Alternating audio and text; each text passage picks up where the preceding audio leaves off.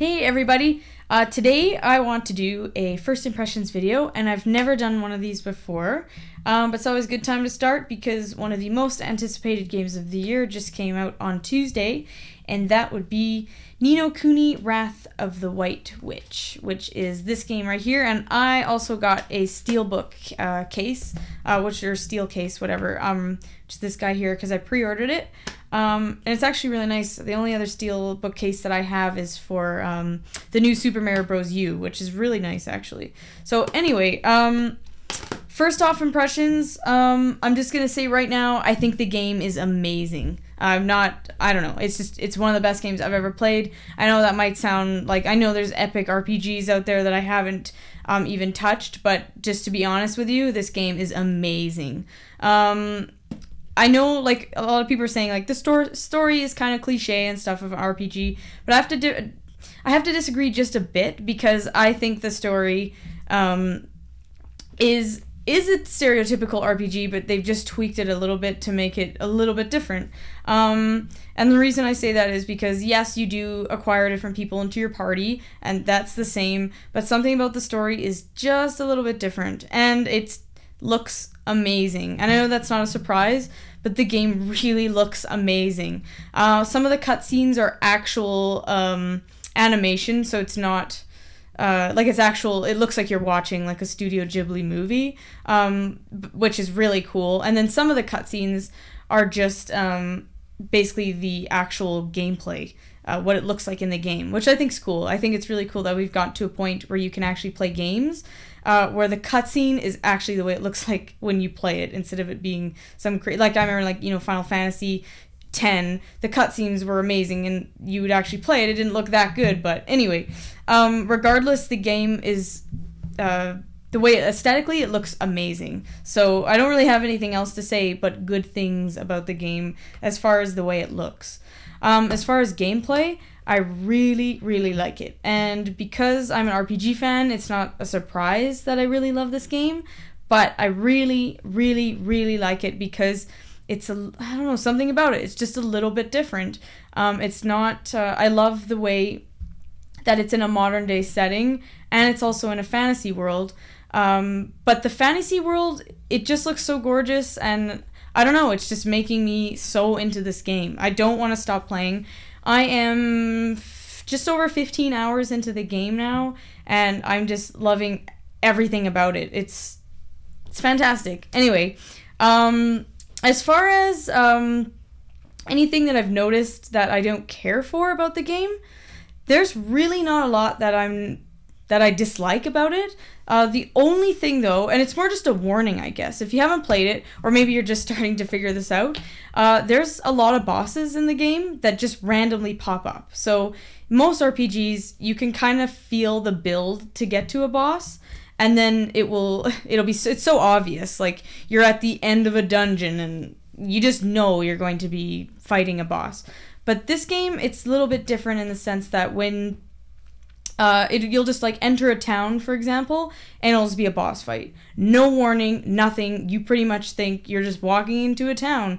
So I'm telling you this now, save all the time. Like, if you're just wandering around, save, because you could turn a corner, a cutscene will happen, and a boss fight will start. I'm not even joking. There's been at least 3 bosses now that I've come across that they were completely unexpected, and I'm really either glad I saved or glad that I beat it, because if I would have died, it kind of would have sucked. So just keep that in mind. It's not a bad thing. I really actually like the boss fights, and I like the battle system. I guess that's an important part of this game because it's an RPG, but it's really cool, and it's very similar to Pokemon in the sense that you still fight as like, there's different people in your party. I'd say the first 12 hours, maybe 10 hours of the game, you actually just fight as Oliver, and you have like one familiar, so that's what they're called, familiars, instead of, I don't want to say, they're like monsters, and you basically train them and you send them out to fight, but you can also fight as yourself.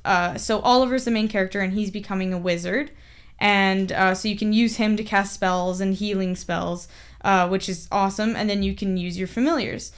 So really early in the game, you're given a familiar, but then later on, you actually get to find out that you can catch them, and they can actually evolve. So very similar to Pokemon. So if you like that I guess, aspect of a game where you train monsters, you'll probably like this part of No Kuni, which is cool because there's all sorts of, when you battle, you can basically catch them and then train them, and then they're stored, kind of just like Pokemon. But anyway, I really like that. It's super fun. And what else? The music. That's another part of the game that is really awesome. And I actually love it because it sounds like a Studio Ghibli film. It's the same guy who does all the composition for those films, which is Joe Hisashi. Anyway, I don't know how to say his name very well. But anyway, you guys know who it is. And actually the Tokyo Philharmonic Orchestra did all the orchestrations, which is amazing. Because usually when I play a game, there's awesome music. Video games have come to a level now where it sounds like you're watching a movie. But something about Japanese orchestras, I know it's very obvious, it's very apparent that you're listening to an orchestra, and I actually really like that. So if you like all the music to, like, say, Spirited Away, you'll really like this. Really cool. And I do find it pretty memorable because I find myself humming it after, because it's just stuck in my head. And I really like it. Very emotional music. And that's a really cool part about the game. Other than that, I mean, like, I don't have tons to say because I'm only 15 hours in the game and I'm sure it's pretty long. But my biggest thing that I want to say about this game is that it's just a slightly different RPG, and I think it's what I've been looking for, and I think what a lot of people have been looking for. Because as I said last time, I don't want to play another very, very stereotypical RPG of four people trying to save the world. I know that's what Ni no Kuni is technically about, but it's done in a different way. It's just very cool, essentially. This is not a spoiler, so I'm not spoiling anything. But basically, the main character's mother dies. I won't say how, but it's what the game's about. And anyway, she dies, and he goes to this other world to basically find her other half. So there's two worlds in the game. So there's like the normal human world, and then there's this fantasy world. And everybody has another person just like them in this fantasy world. So it's really cool because you go back and forth between worlds, and I find that a really neat concept. I haven't seen anything quite like it. And you basically go, if something's happening, say, in the fantasy world and you can't figure it out, you go back to our world, or the human world, and figure out what's going on with their other half to try and basically fix the problem in the other world. I think that's really cool. So what it's about is his mom basically dies in our world, and he wants to go find her other half, who has basically been captured by this evil sorcerer named Shadar, and so he wants to try and find her because he feels like if he can save her, then maybe he can save his mom in our world.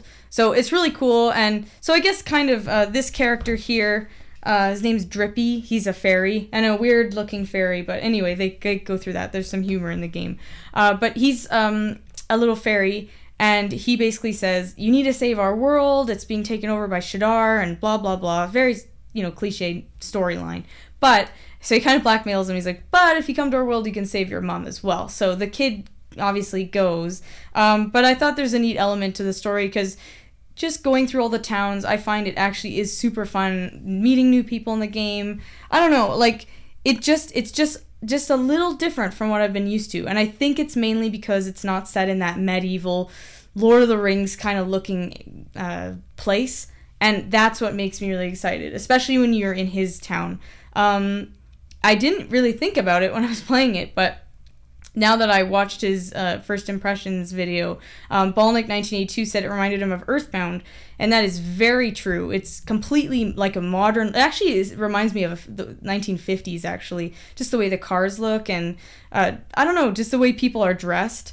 One of the character, Oliver, he has a friend named Philip, and just the way he's dressed, it's very... looks like the 50s, like America though, it's not as much Japanese looking. So I think that's pretty cool. So yeah, it kind of does look like Earthbound, and that was neat. And then the fantasy world is done in such a way where it's modern but not, and it's very different. Like there's a sort of a Middle Eastern themed town, and it's really cool, and it's completely different from some of the other places you get to go to. So very exciting. It looks different. It like I posted on Twitter, I didn't say it on a YouTube video, but it very much reminds me of when Final Fantasy X was released. I was just over the moon excited, and this game is sort of the same feeling. Like, I was just so blown away by this, just by seeing the commercials on TV. I couldn't even believe Final Fantasy X. It's kind of the same thing. I haven't been this excited about a game since Final Fantasy X. So yeah, it lives up to the hype. I'm not joking. This game is amazing. Go pick it up.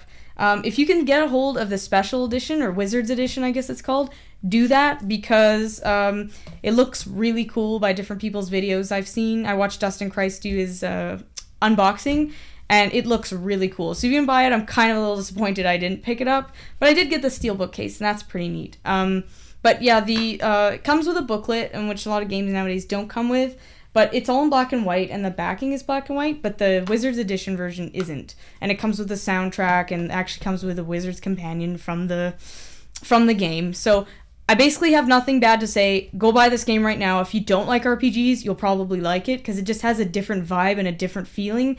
In my opinion, kind of like Earthbound has a completely different kind of game. Just a different RPG. It's not like a Final Fantasy or Dragon Quest. It is in the sense that it's an RPG. It's JRPG style. But even the battle system is real time. I love that. I think that's really neat. You don't just sit and watch the players do stuff. You can actually move around and dodge attacks. But yeah, that's pretty much all I have to say about this game. It's amazing. Please go buy it. It's worth every penny, and it's one of my favorite games. I have to admit, this is definitely in my favorite games list. So that's it. Go buy this game. It's awesome, and have a good day.